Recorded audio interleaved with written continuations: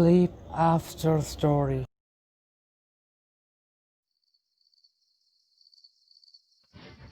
The three brothers.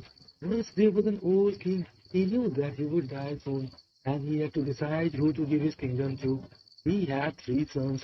The older two sons were tall, clever, and strong, and the youngest son, Stu, was short and stupid. They all called him Stupid Stu. The king knew he wanted to give the kingdom to one of his older sons, but he didn't know which he wanted to give it to. He decided to have a competition.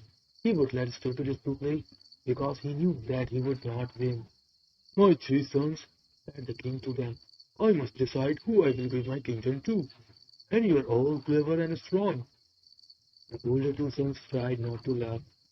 Stupidus too was not clever or strong.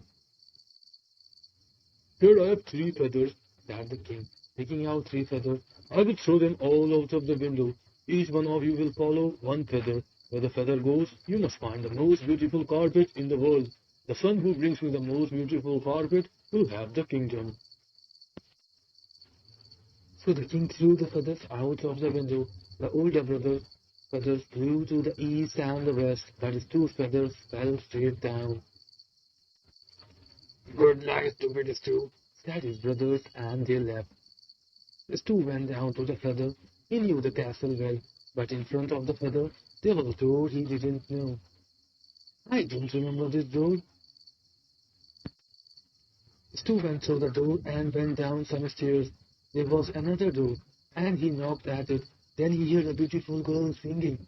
The handsome man here, all green with no hair, will hop to the door and see who is there. The door opened, but nobody was there. Then Stu looked down and saw a small Todd, who had opened the door. Behind the small Todd was a big fat Todd. What do you want, boy? Said the fat Todd. Oh, said Stu, very surprised. The beautiful girl was actually a fat Todd. I'm looking for the most beautiful carpet in the world. Maybe you have one? The fat Todd turned to the small Todd and sang again. The handsome man here, all green with no hair, will hop to the box and give it to the man there. The smaller Todd hopped to a box and carried it over. He was very small, but he carried the box easily. Stu opened it and said, Wow! Inside there was a beautiful carpet. It had 30 different colors and a beautiful picture of a forest on it. Thank you. Oh, thank you, said Stu, carrying the carpet upstairs. Stu's brothers, however, did not find such a nice carpet. They thought that stupid Stu would find a very bad carpet, so they did not need to find a good one. They walked for a while, found the house, and asked the people inside for an old carpet that they didn't want anymore. When the king saw the three carpets, he was very surprised. Well, that was a competition, so Stu will have the kingdom.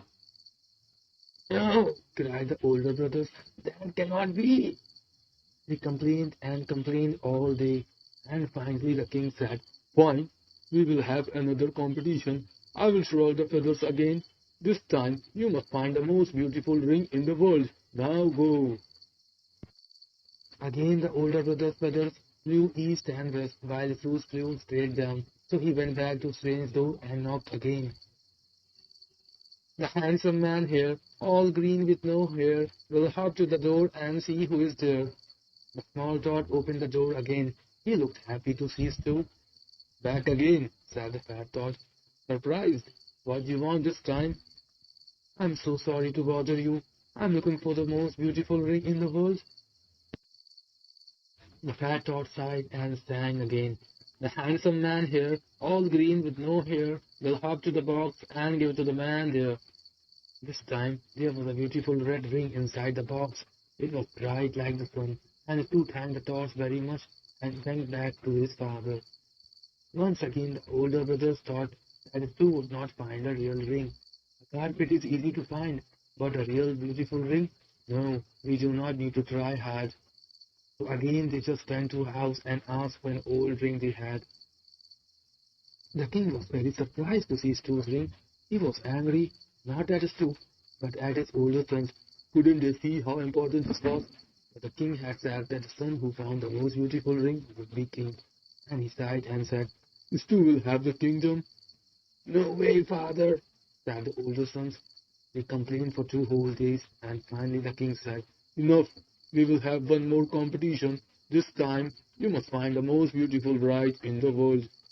Again the older brother's feathers flew east and west, and his toes flew straight down. So he returned to strange door and knocked again. "The handsome man here." "Oh, forgot it. Just go and open the door, Eric." The small tot came and opened the door again, and today he was very happy, hopping up and down. "What is it this time?" asked the fat tot. "This time I need the most beautiful bride in the world." Stu looked around the room. He didn't think there could be a bride in the box, and there was nobody else in the room. Maybe this time his brothers would win. The fat tot laughed. "You need a bride, huh? I can help you. Oh, handsome man," he said to the other tot. "Go and get the potato and those mice." The smaller tot came back with a big potato and 2 mice. Someone had cut the potato open. "What can I do with this?" said Stu. Now he felt very stupid. The fat tot smiled. "The handsome man here, all green with no hair, will hop into the potato and the bride will be there." The smaller tot jumped into the potato. Suddenly the potato changed. It was now a carriage, and the 2 mice were beautiful horses. But more importantly, the tot had changed too. He was not a tot now, but a very handsome man, and he was wearing a dress of a beautiful bride. The tot man, who was called Eric, got out of the carriage and said, "Is this good enough?" Stu smiled.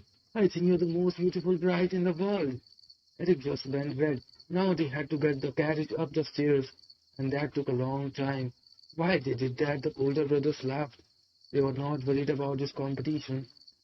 "Stu is terrible with women. He will probably bring a tart to a father." "No, we do not need to try hard." So they walked to the first house they saw.